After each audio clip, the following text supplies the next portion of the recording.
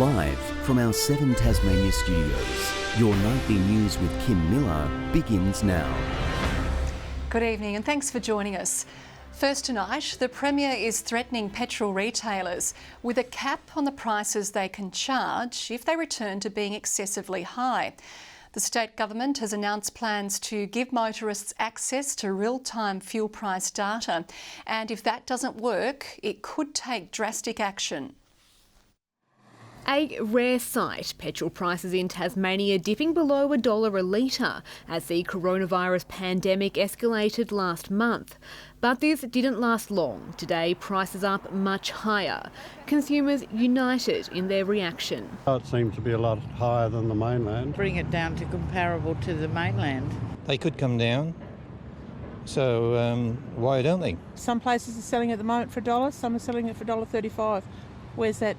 The level playing field. In response, the government has announced it will introduce mandatory real-time fuel price reporting. Fuel prices can be a bit more expensive because of the distance, because of Bass Strait, but it certainly doesn't justify the high prices that we're still seeing. The scheme aimed at increasing transparency and competition, with data made available through a website and app.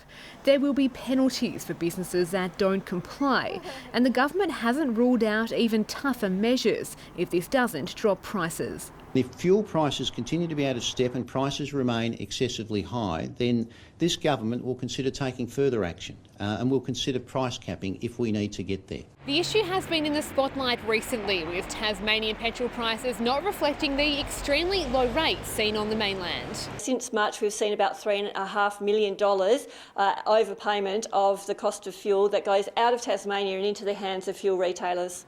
But some cautioned the price we pay at the Bowser isn't just for petrol. Driveway service, or if you're aged or impaired and you want that extra help, then it's appropriate that those people be recognised for that extra service they're giving, which may actually cost a little bit more. The program is scheduled to be up and running by July. Michelle Wisby, 7 Tasmania News. The Premier has given hope some coronavirus restrictions could be eased before the June long weekend. There's also clarity tonight from Public Health on whether it's safe to hug. But as life edges back towards normal, there's a warning we're still behind in our testing. Traffic for testing stuck in morning gridlock. Car after car queuing at pop-up clinics at the Derwin Entertainment Centre and the Mowbray Racecourse. So that's great, but we need as many people as possible to turn up and get tested. The booking-free services proving attractive, but despite the perception, the reality is that coronavirus testing is declining. Really, we do need to be consistently having more than 500 tests a day in Tasmania. If you have a sniffle, if you've had a sniffle in the last week, turn up and get tested. There are currently 8 active cases, all in the northwest. The state has recorded no new cases of the virus for 10 consecutive days now, but the government is cautious as students return to classrooms for the first time this term. Well, from kindergarten to grade 6, we had almost 91% attendance. I'm very pleased about that. Today, the Premier delivered some welcome relief. Instead of lifting Stage 2 restrictions on the original date of June 15, it could happen 10 days earlier, just before the Queen's birthday long weekend. If we continue to see the stable situation that we have in Tasmania, we will look at easing some of the restrictions. A blessing for many, even more so this from Public Health. When someone who's healthy sees a healthy relative they haven't seen for a long time, they may well hug them.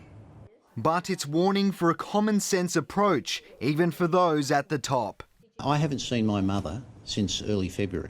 She is, by virtue of her age, in the high-risk group, and so I will be very, very careful. Garth Burley, 7 Tasmania News. A Tasmanian woman who contracted coronavirus aboard an infected ship has spoken of her incredible journey home to Hobart. After being stranded at sea for weeks, Dr. ROBYN MUNDY only evacuated once the crew's health dropped to critically low levels. Now her blood is playing a pivotal role in the fight for a cure. After surviving the scariest of scenarios, Dr. ROBYN MUNDY's blood is truly worth bottling. What a good feeling to think that something good could come out of something that is so negative. 2 months ago, Dr. Mundy, an expeditioner of 20 years, left Argentina for Antarctica on the Greg Mortimer. After 8 days at sea, she realised the invisible infection was also on board. More and more passengers and ship's crew and our own expedition team who were showing symptoms. Coronavirus tore through the ship, killing one crew member and infecting 60% of those on board, including Dr. Mundy. With borders locked, the ship was stranded off Uruguay until the situation became so bad the captain declared it a humanitarian crisis on board. But the real show of humanity was from the locals when the ship could finally dock. People along the shoreline and out on the seawall cheering and waving. For me, that was the moment of just such amazing humanity. Having now recovered from COVID, Dr. Mundy is at the forefront of the vaccination fight. Her plasma is extremely valuable as it contains the antibodies which fought off the virus, something researchers are now using on patients in clinical trials. The donors have fully recovered from COVID-19, their immune systems have cleared the virus and they're non-infectious, so there's no risk from the donors. The Red Cross is calling for anyone who had the virus but has been symptom-free for 28 days to donate too. I think within the community there's a lot of fear about people who've had COVID, but you come in here and you're practically a celebrity, so it's actually just been so reassuring. And a way to potentially save far more lives than ever thought possible. Tom Johnson, 7 Tasmania News. Hobart City Council and stall holders at this year's Taste of Tasmania Festival face an uphill battle. A scaled-back format is likely to see revenue drop, and other big public event organisers say they face insurance risks. A staple on Tasmania's summer calendar looks to be very different this year. Hobart City Council agreeing the Taste of Tasmania will not proceed in its traditional format. Our stall holders want certainty because a lot of them have to do a lot of extra ordering and a lot of extra production to deal with the large numbers of the taste. And so if they have some sense that the traditional taste won't be going ahead, they can manage the outlay. Island Berries Tasmania started at the Taste, appearing at the festival for nearly 20 years. The event propelled the business to national fame, with its products now sold in supermarkets across Australia. The company is still keen to appear at the Taste, even in a different format. I think we've got to support Tasmanians. Tasmanians supported me for 18 consecutive years. The Taste organisers have really tried very hard, and if it's a scaled-back version, we might not do as well as we've done in previous years, but I still think that'll be worth doing. The state government provides significant funding to support the event, and Hobart City Council has allocated $300,000 to the new format. The Premier pleased with the outcome, putting pressure on the council to adjust the festival with more than 7 months to plan. I'm much happier with that decision than what I would have been if they had just killed the taste off.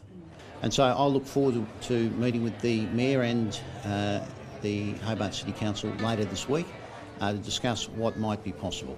But coronavirus has cast doubt on the viability of other events, including the Hobart Show. If we could see what their modelling looks like, that would help every event in the state. It might not mean that we can run the event, but it would certainly help our decision-making process to determine whether or not we run a scaled-down event or we don't run at all. Even if social distancing measures can be implemented, insurance and logistical hurdles will still need to be overcome. Every insurance policy now has a COVID-specific clause which excludes COVID-related issues. So if something was to happen at your event, there's a massive exposure for the organisation. Elizabeth O'Neill, 7 Tasmania News. And the pandemic is also impacting Tasmania's political traditions. The Labor Party announcing it's postponed this year's annual state conference due to coronavirus uncertainty. Will happen next year when it's safe to do so, and we look forward to meeting with grassroots members of the party when it's safe to do so. Secretary says the event could not be moved online and the decision was guided by public health advice. An elderly cyclist has died after crashing off his bike during an apparent medical episode. The incident occurred on St Leonard's Road in Launceston this morning. Paramedics worked to save the 76-year-old. One lane of the busy road was closed for more than an hour. A report will be prepared for the coroner. A total of 5 youths have now been charged with arson in relation to a fire which gutted a unit in East Devonport at the weekend. Police today arresting an additional 2 minors aged 13 and 16 for their role in the blaze, which caused more than $180,000 in damage. All have been bailed to appear in court at a later date. A gap in a safety barrier on the East Tamar Highway has come under scrutiny from a coroner. It follows a crash at the Dilston site in March last year that killed a 75-year-old woman. Coronial findings released today raise issues with line of sight for vehicles turning at the opening. State Growth says it agrees closing the barrier is the ideal outcome and is determining the full scope of works needed. The Australian Defence Force has donated more than 200 frozen meals to the Salvation Army for its emergency relief program. Initially intended for ADF support staff, the dinners will now be supporting those struggling to make ends meet during the pandemic. Leftovers have never tasted quite as good as these.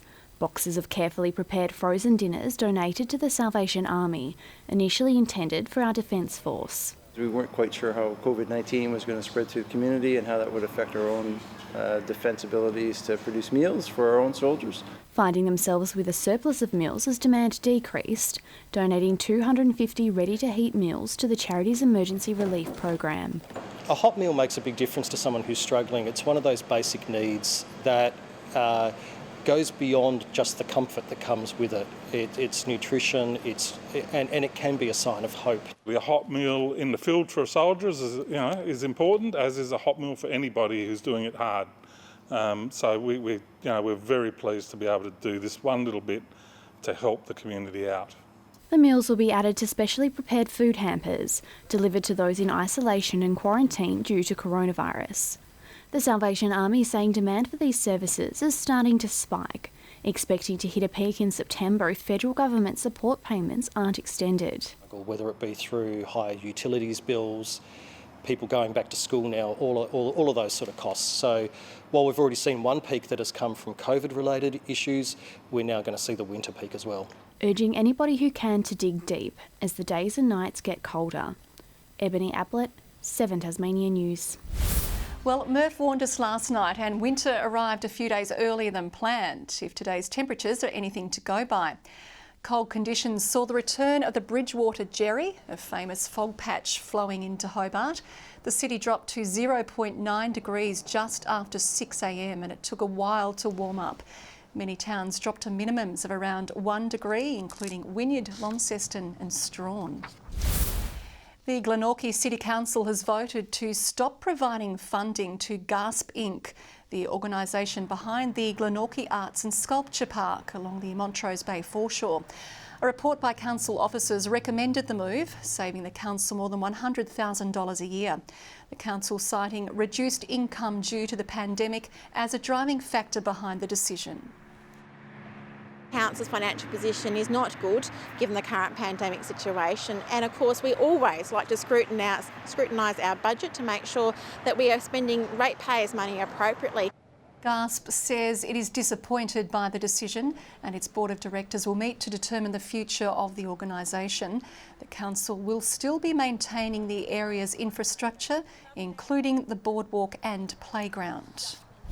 To sport, the Premier is pouring cold water on the prospect of hosting AFL games in Tasmania unless public health advice changes.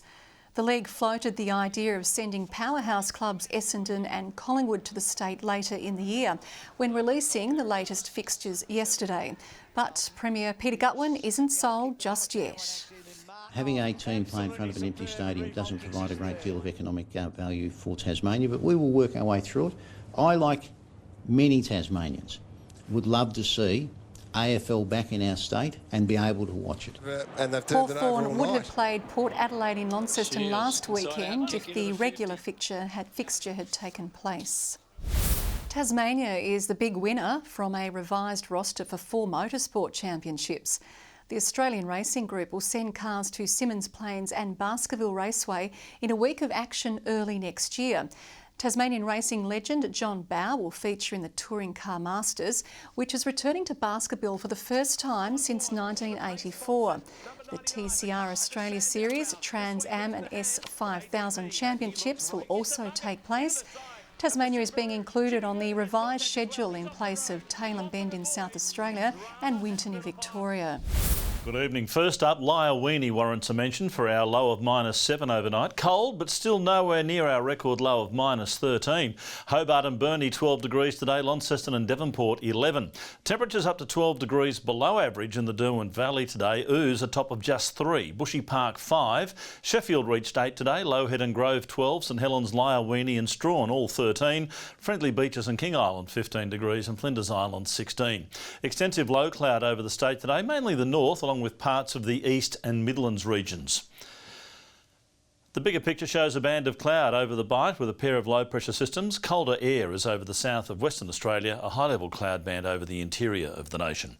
Tomorrow a weak cold front heads our way. There are several surface troughs around the mainland as well.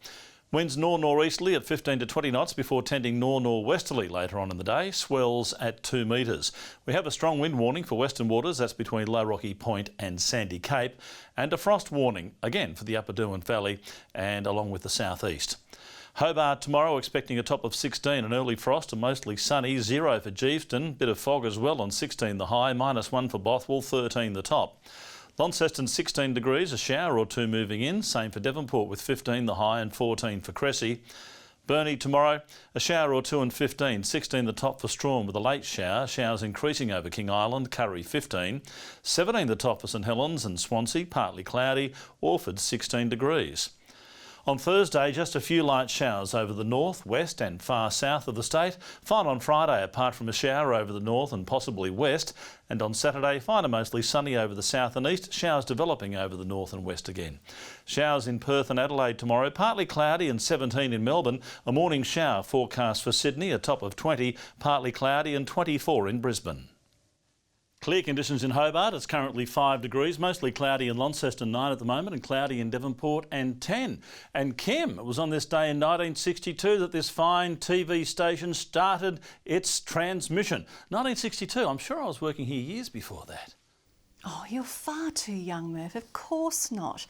Before we go tonight, as Murph said, we are celebrating our special milestone here at the station, 58 years young.